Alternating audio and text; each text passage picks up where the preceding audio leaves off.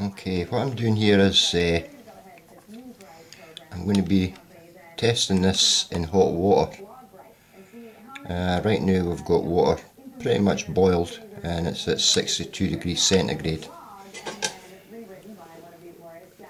We have tensol 70 and we have a similar thing to JB Weld, but it's actually an epoxy resin. And we're just going to pop the plate in. I'm going to give it a second or two to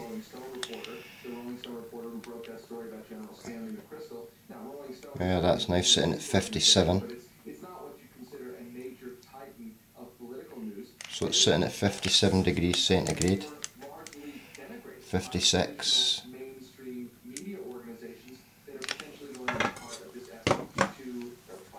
I just want to see if these survive the... That's hot. So, you just get yourself something to kind of hold it down with.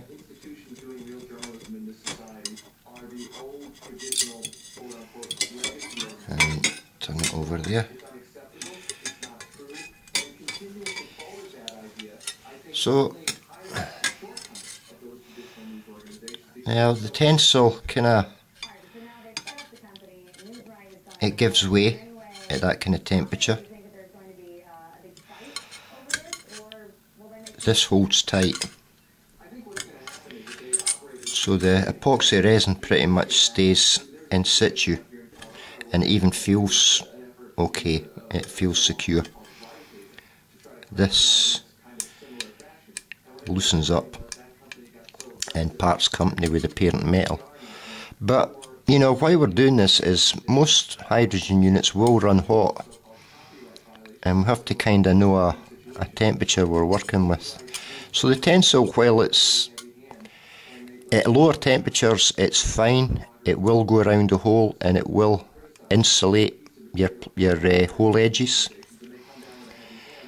When you get to higher temperatures, it will loosen up. But I've noticed with the tensol that when the temperature comes back down, although it becomes pliable at higher temperatures, providing it doesn't part company, it will harden back up when the temperature comes down. You know, what I'm actually looking for is something that can withstand higher temperatures, and later on when it comes to plate cleaning, I need to be able to run 50 degrees centigrade with citric acid through this. So it has to withstand at least 50 to 60 degrees centigrade. And we can see that this does that. And it doesn't part company. So I'm quite okay with that. That's fine. And that's me got a knife in it. So I would go with the epoxy resin for doing. Okay, the first thing I'm going to suggest is get yourself a plastic container, an old salt container, or here I'm using a Lurpak butter dish, and we're going to cut ourselves a spatula. To be honest, the spatulas and things you get with these epoxy resins are just dreadful. It's like an ice cream spoon, eh? And what we want is a nice clean edge to go around our holes. So just cut yourself a nice clean edge that kind of corresponds with the size of what you're wanting to apply. And a bit like an old pen nib, just cut yourself a piece up the centre of it like that. And what this does, kind of fold it slightly. What this does is it allows you to take on the tensol or the epoxy resin, run it up the spatula, and then you've got more control as you're bringing it down around the hole. 2 minutes, make yourself one of them and throw away the wee. This is a tensol 70, and it's a part A, and the hardener is the part B. You'll get this is a European version, is tensol. In America I believe it's called Weld on. And this is the epoxy. It's a 2-part again, and it's exothermic, which means it'll heat up, so just be aware of that. Part A and part B again, and it's in one of these single tubes where you put out the right amounts. Just keep it in the single tube because it does come out with the right amounts. This one's a Technicoil coil, and it's an epoxy metal, exothermic. It's available on eBay. Okay, here's a half cut away hole. Now I'm going to get some of the stuff, a bit of a lumpy on there, and if we set the camera up so we can get a bit of a close up here, make it set up. You can see that if I just turn it down like so, it starts to run back down. You see that? Which allows me to put a blob on, and you can see I'm more or less just guiding it to where I want it to go. See that? I'm more or less just guiding it.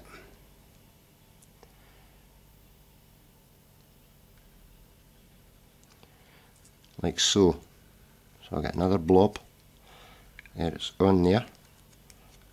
I'm just letting it run up the spatula, letting it slowly run back down, putting a little bit on, and then I'm letting it slowly run back down, and it's actually fairly easy to do. I'm not trying to get it inside. I keep impressing on you, I'm not trying to get it inside the hole at the moment. It's not inside the hole there at all at the moment. Trying to work with the camera is pretty difficult. So turn it over. Same again on the other side.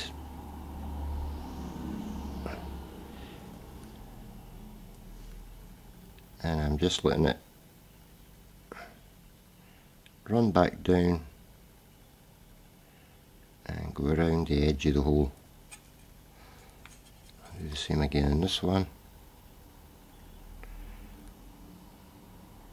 Run back down and go around the edge of the hole.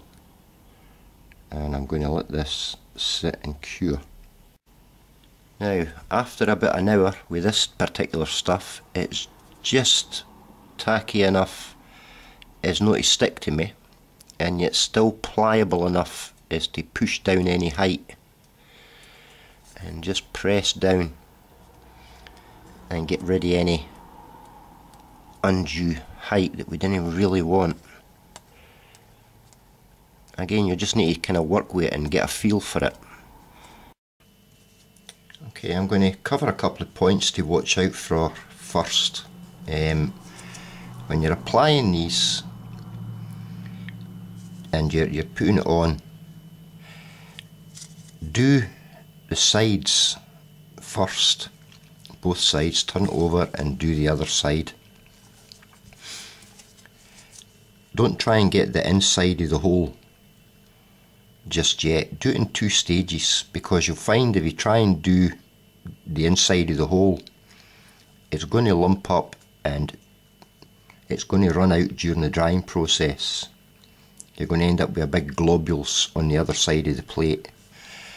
And putting your electrical leads on to the plate and going around the inside, and especially these edges, go onto the edge there, because that's your thinnest point, onto this edge, and that's the edge where you're going to get most sparks. Make sure you get right around that edge there. The inside, that'll be fine. the nice flat inner hole, it's this edge that's your thin point, and that's where you'll find most of your sparks coming from. Edge is there because that's where you're going to get the spark, and the same on the other side. It's not so much on the inner hole there, as you can see, but when we come around the edge, that's where you'll get your spark. There's one there, right there, and it's, even if we go in nice and flat like that, it passes, but when you come to the edge, it's that sharp edge that you're catching, because that's the bit where it's going to be the toughest to cover. It's just the way the stuff dries and runs away from the edge.